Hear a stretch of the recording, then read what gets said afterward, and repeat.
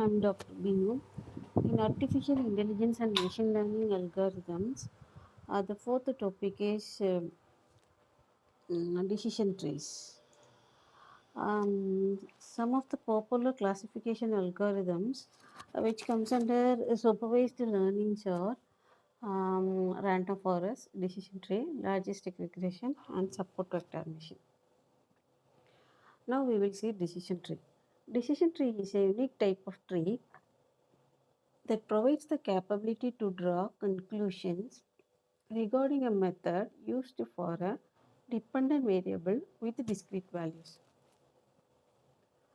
Suppose if you have to decide whether to invest the resources in decision 1, decision 2, or decision 3, or whether to manufacture the product A or B, means decision trees are a fantastic tool for handling these kinds of difficult decisions.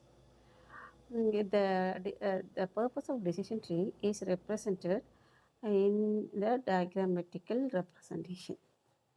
Whether we have to go for manufacturing or whether we have to invest our resources in a decision 1 or 1, 2 or 3. In order to take the decision tree is used. A decision tree is a type of supervised learning algorithm that is commonly used in machine learning to model and predict outcomes based on input data. It is a tree-like structure where each internal node tests an attribute. Each branch corresponds to attribute value and each leaf node represents the final decision or prediction. The decision tree algorithm falls under the category of supervised learning. They can be used to solve both regression and classification problems. Some of the terminologies used in decision trees are first one, root node. A decision tree's root node represents the original choice or feature from which the tree branches is the highest node. Next terminology is internal node, which is also called as decision nodes. Nodes in the tree whose choices are determined by the values of particular attributes. There are branches on these nodes that go to other nodes. Leaf nodes, which is also called as terminal nodes. The branches termini when choices are forecast or decided upon. There are no more branches or leaf on leaf nodes. Branches or edges, links between nodes that show how decisions are made in response to particular circumstances. The next term is splitting, the process of dividing a node into two or more subnodes based on a decision criterion. It involves selecting a feature and a threshold to create subsets of data.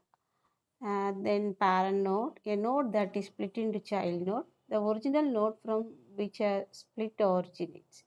Child node, nodes created as a result of split from a parent node. Decision criterion, the rule or condition used to determine how the data should be split at a decision node. It involves comparing feature values against a threshold. Pruning, the process of removing branches or nodes from a decision tree to improve its generalization and prevent overfitting. Decision tree uses the tree representation to solve the problem in which each leaf node corresponds to a class label and attributes are represented on the internal node of a tree. We can represent any Boolean function on discrete attributes using the decision tree. The decision tree approach is represented in this diagram. Suppose input is given with the various parameters like age, gender, and occupation. Suppose we have to take the decision like by asking the question, does the person likes computer games? Then we can take a decision based upon the um, age group. If the age group is less than 15, then the person may likes the computer game. No means we have to again categorize is male or female. Then by in order to take the prediction, we have to provide some predictions to score in each leaf.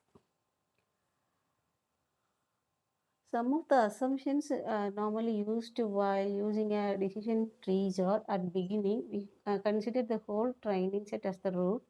Feature values are preferred to be categorical. If the values are continuous, then they are discretized prior to building the model. On the basis of attribute values, records are distributed recursively. We use statistical methods for ordering attributes as root or the internal node. The prediction score calculation for the decision tree approach is represented in the illustration.